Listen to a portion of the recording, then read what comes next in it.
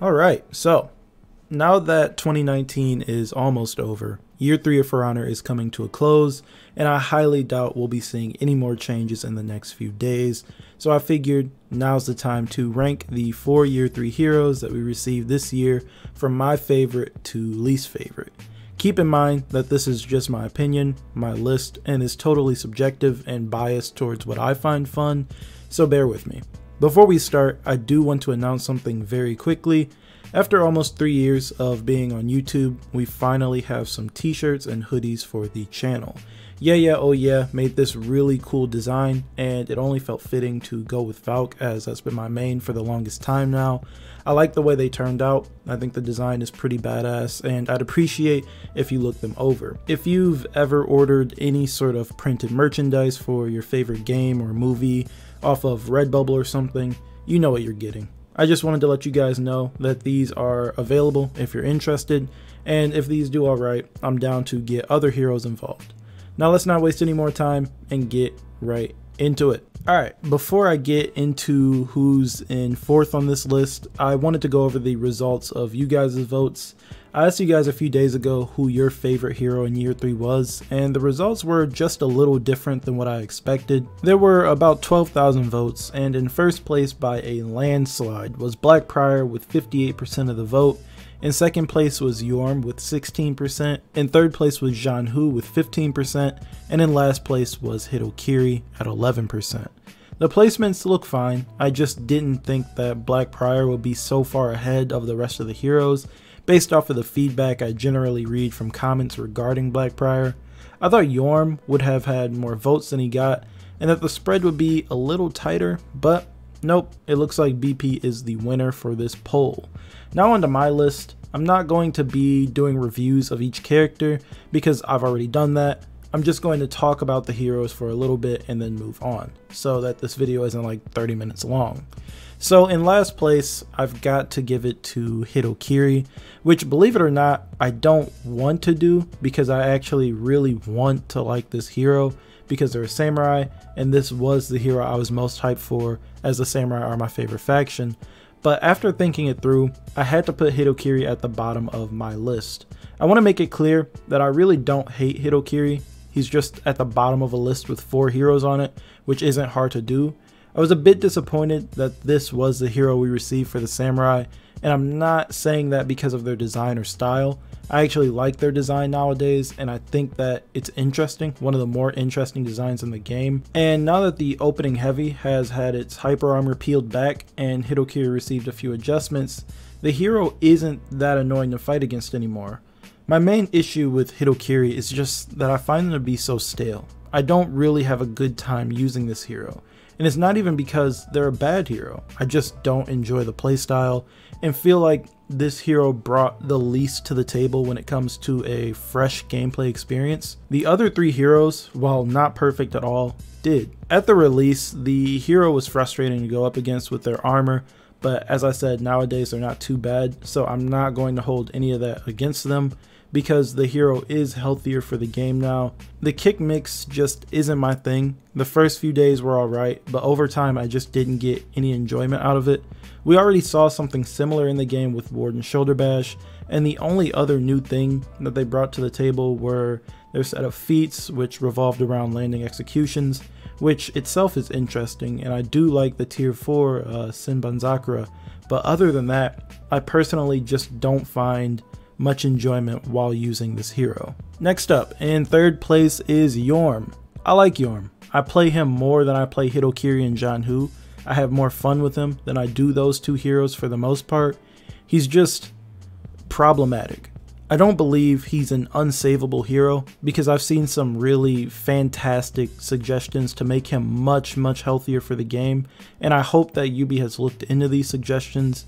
I especially like the idea about the hammer charging up each time he uses a bash, rather than playing around so heavily with stamina. To cut to the chase, the main reason I put Yorm in 3rd is because of how much he slows the game down.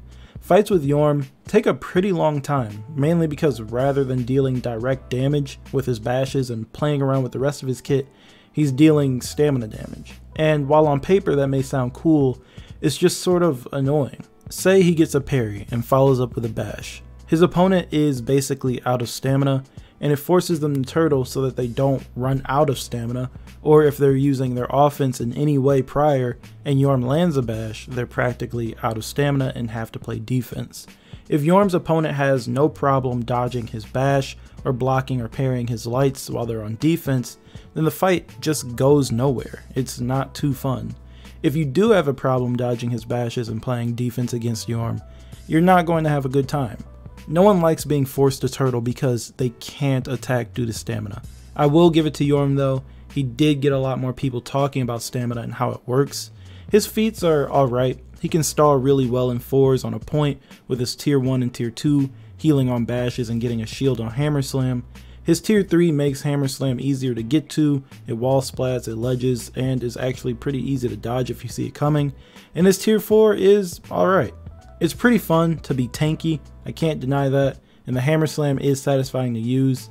Despite his flaws, I do have fun with him. It's not all negative, and I'm really hoping that in year 4, Yubi throws him into the testing grounds at one point and tries out something that doesn't revolve around stamina abuse. Alright, so in second place is Xian Hu, and he sort of gets second on this list by default.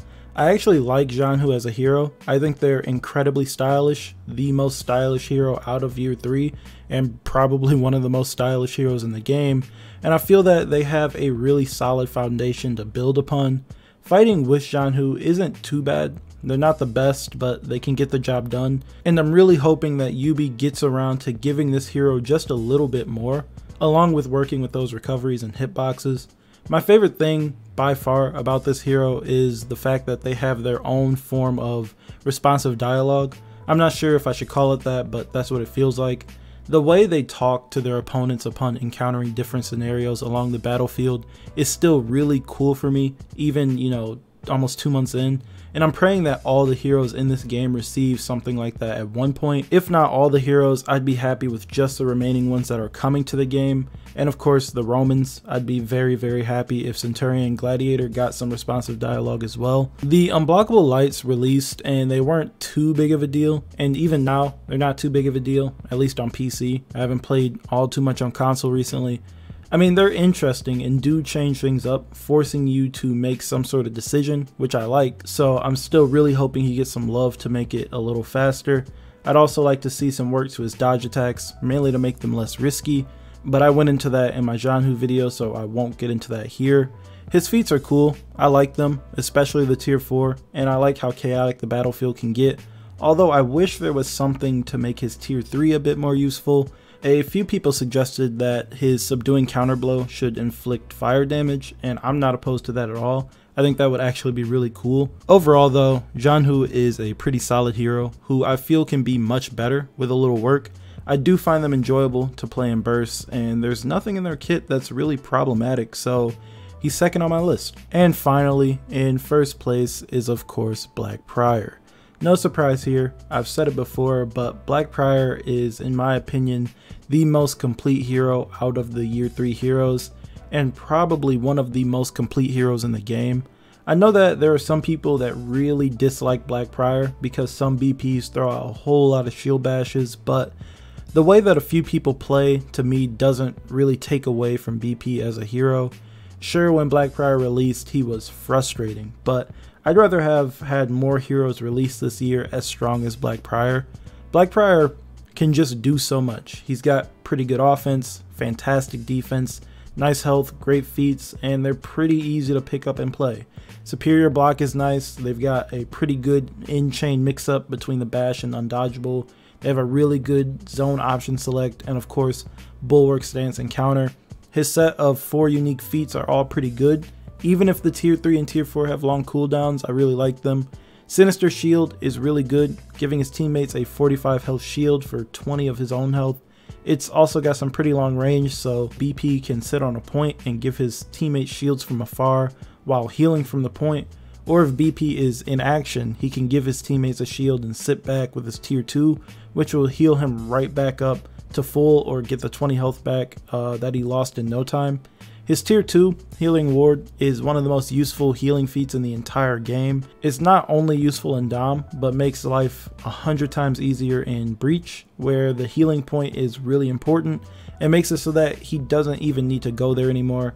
He can sit on the Ram or play ramparts and heal up relatively quickly. In Dominion, it's useful as well. You could clear B and sit behind your minions and heal up, or if you can get away with it, you can heal up a bit in group fights.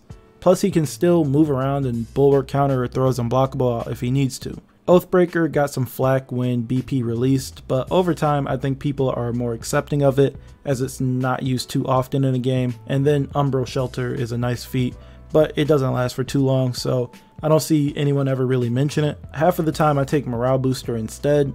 I like that the first hero of the year brings a newer mechanic into the game, and this mechanic itself changes the way that fights are handled when Blackprior is around. It seemed like Blackprior had set the tone for what was to come for the rest of the year. You know, that we were going to receive 3 other heroes throughout the year that were all powerful and introduced new ideas that felt substantial. That really didn't come to fruition, but I do really like Bulwark, even if it's just a beefed up full block. The whole counter just about anything but a guard break thing really grew on me as each season progressed. At first, I was a little iffy on it, but now I like it. I like how you can learn how Bulwark counter will work against different opponents and in different situations, and how you can use it to pressure your opponents. Being able to cancel recoveries with fast flow is a neat addition that comes in handy all the time, and the Bulwark Slash is useful in its own right. Blackprior is not a perfect hero. Sometimes he can be a bit stale and unfun to fight against depending on who you're playing, but out of the 4 heroes this year, I think Blackprior stands above the rest. Anyways, that's all I've got for this video.